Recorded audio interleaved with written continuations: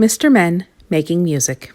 When Mr. Funny announced that he was starting a band, everyone was very excited. They began practicing for the audition at the end of the week. Some of the Mr. Men were very good at playing music. Little Miss Twins played the double bass.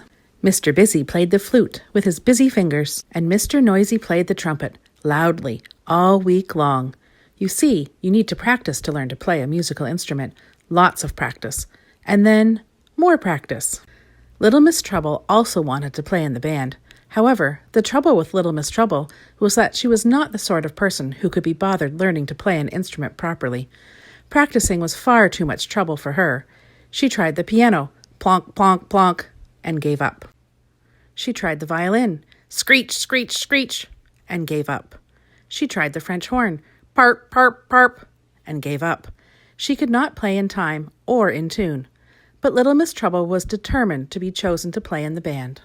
That week, everyone else continued to practice for the audition. Mr. Nosy practiced the cymbals, painfully.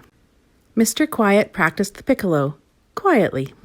Mr. Tickle practiced the trombone, in a tangle. Mr. Nonsense practiced the tuba, in the bath.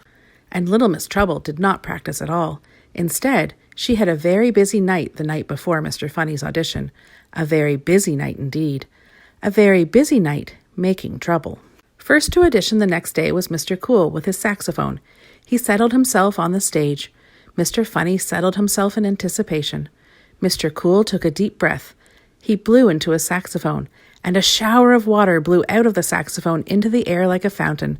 Someone had filled his saxophone with water. Mr. Funny smiled. Now, I am sure you can guess who that someone was. And so the auditions continued. Each new contestant met with a new disaster. Little Miss Trouble had replaced the skin on Little Miss Bossy's drum with paper.